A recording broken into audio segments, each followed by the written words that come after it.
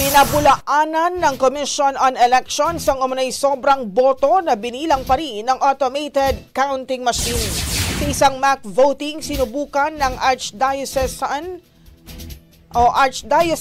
Citizen Engagement Committee Parish Pastoral Council for Responsible Voting spokesperson Attorney Eileen Lizada na overvote at tinanggap pa rin ang kanyang balota.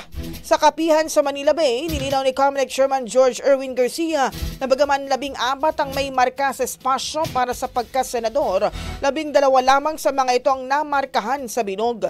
Nakatabi ng mga pangalan. Anya kahit na markahan ng Hugi Square ang labis sa 2 pangalan ng kandidato, hindi ito tumama sa bilog kaya hindi na bilang ng makina. Sa huli, pinaalala ng COMELEC na shading pa rin ang kailangang gamitin sa pagboto. Ang bahaging ito ay hatid sa atin ng Mom's Love ES1 Capsule. Simulang tuparin ang pangarap ng iyong anak. And stunting now!